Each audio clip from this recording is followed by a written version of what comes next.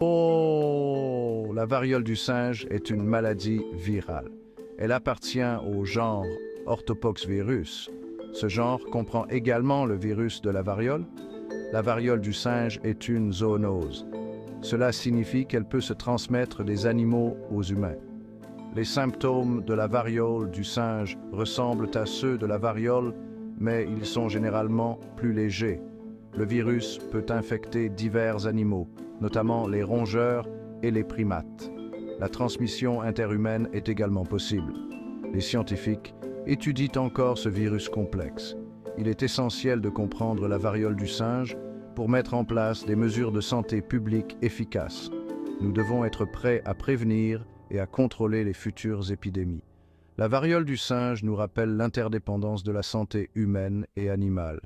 Les zoonoses soulignent l'importance d'étudier les populations animales et leurs interactions avec les humains.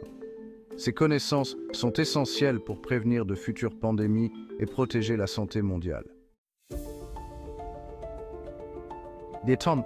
La variole du singe a été identifiée pour la première fois en 1958.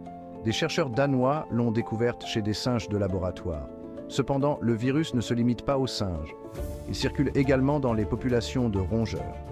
Le premier cas humain de variole du singe a été enregistré en 1970 en République démocratique du Congo. Depuis, des cas de variole du singe ont été signalés dans plusieurs pays d'Afrique centrale et occidentale.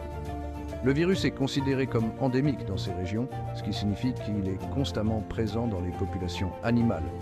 Des flambées épidémiques occasionnelles surviennent chez l'homme, souvent dans les zones rurales, où les populations sont en contact étroit avec la faune sauvage. Certaines personnes ont émis l'hypothèse que la variole du singe avait été créée en laboratoire. Cependant, il n'existe aucune preuve scientifique pour étayer cette affirmation. La variole du singe est un virus naturel qui circule dans les populations animales depuis des décennies. Le virus est étroitement apparenté à la variole. La variole a été éradiquée en 1980. Cependant, des échantillons du virus de la variole sont conservés dans des laboratoires sécurisés à des fins de recherche. Certaines personnes craignent que ces échantillons ne soient utilisés pour créer une nouvelle souche de variole du singe. Cependant, rien ne prouve que cela se soit produit. La variole du singe. La variole et la varicelle présentent certaines similitudes. Elles provoquent toute une éruption cutanée caractéristique. Cependant, il existe des différences importantes entre ces virus. La variole était une maladie dévastatrice. Elle provoquait une forte fièvre, des courbatures et une éruption cutanée caractéristique. La variole avait un taux de mortalité élevé. Heureusement, elle a été éradiquée grâce à des efforts mondiaux de vaccination. La varicelle, quant à elle, est une maladie infantile courante. Elle est causée par le virus varicelle zona. La varicelle provoque généralement des symptômes bénins. Elle est rarement mortelle. Les symptômes de la variole du singe sont similaires à ceux de la variole, mais plus légers. La variole du singe provoque de la fièvre, des maux de tête, des douleurs musculaires et une éruption cutanée. L'éruption cutanée évolue par étapes et finit par former des croûtes qui tombent. La variole du singe est rarement mortelle. Cependant, elle peut entraîner de graves complications chez certaines personnes. Cinquième section. Comprendre comment la variole du singe se propage. La variole du singe se transmet par contact étroit, avec des animaux ou des humains infectés. Le contact avec des fluides corporels infectés peut également propager le virus. Cela inclut le contact avec le sang, le pus des lésions ou les sécrétions respiratoires. La transmission interhumaine peut se faire par le biais de gouttelettes respiratoires. Un contact direct et prolongé est généralement nécessaire pour ce type de transmission. Le contact avec des matériaux contaminés peut également propager le virus. Il s'agit notamment de la literie, des vêtements ou des surfaces ayant été en contact avec des lésions infectées. Il est important de noter que la variole du singe n'est pas aussi contagieuse que certains autres virus. Elle nécessite généralement un contact étroit pour se transmettre. Sixième section. se protéger et protéger les autres de la variole du singe. Il existe plusieurs mesures que les individus peuvent prendre pour se protéger et protéger les autres de la variole du singe. L'hygiène des mains est essentielle. Lavez-vous les mains fréquemment à l'eau et au savon. Utilisez un désinfectant pour les mains à base d'alcool si vous n'avez pas d'eau et de savon à disposition. Évitez tout contact avec les animaux sauvages, en particulier les rongeurs et les primates. Ne touchez pas aux animaux malades ou morts. Si vous devez être en contact étroit avec une personne infectée, prenez des précautions. Portez un masque et des gants. Évitez de vous toucher les yeux, le nez et la bouche. Respectez les règles d'hygiène et désinfectez les surfaces susceptibles d'avoir été en contact avec le virus. Le vaccin contre la variole offre une certaine protection croisée contre la variole du singe. 7e section. Variole du singe, évaluation de la menace mondiale. Les épidémies de variole du singe ont soulevé des inquiétudes quant au risque de pandémie mondiale. Cependant, il est important d'évaluer le niveau de menace de manière réaliste. La variole du singe a un taux de mortalité relativement faible.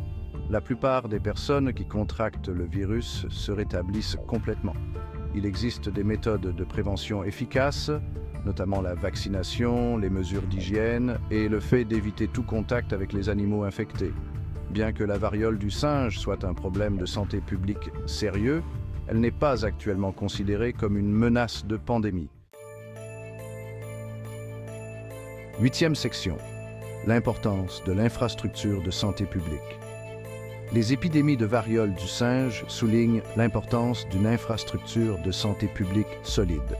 La détection précoce, la recherche des contacts et l'isolement des personnes infectées sont essentiels pour endiguer les épidémies. L'accès aux soins de santé, y compris au dépistage et au traitement, est essentiel pour prendre en charge les cas et prévenir les complications. Les campagnes d'éducation à la santé publique sont également essentielles pour sensibiliser la population à la variole du singe. Ces campagnes doivent fournir des informations précises sur la transmission, la prévention et les symptômes. 9e section, le rôle de la recherche scientifique dans la lutte contre la variole du singe. La recherche scientifique joue un rôle essentiel dans la compréhension et la lutte contre la variole du singe. Les chercheurs s'efforcent de mettre au point de meilleurs outils de diagnostic, des traitements antiviraux et des vaccins. Il est essentiel de comprendre la biologie du virus, ses modes de transmission et son évolution pour élaborer des stratégies de lutte efficaces. Des recherches sont également nécessaires pour comprendre les réservoirs animaux de la variole du singe. Cela nous aidera à mettre au point des interventions ciblées pour empêcher la propagation du virus aux populations humaines. 10e section. Conclusion. La variole du singe dans un monde en mutation. La variole du singe nous rappelle que les maladies infectieuses peuvent provenir de sources inattendues. À mesure que les populations humaines augmentent et interagissent plus étroitement avec la faune sauvage, le risque de zoonose augmente. Le changement climatique, la déforestation et d'autres facteurs environnementaux peuvent également influencer la propagation des maladies infectieuses. La coopération mondiale est essentielle pour faire face aux maladies infectieuses émergentes. Le partage des informations, des ressources et de l'expertise est crucial pour prévenir et contrôler les épidémies. En travaillant ensemble, nous pouvons atténuer la menace que représente la variole du singe et d'autres maladies infectieuses. Nous pouvons créer un avenir plus sain et plus sûr pour tous.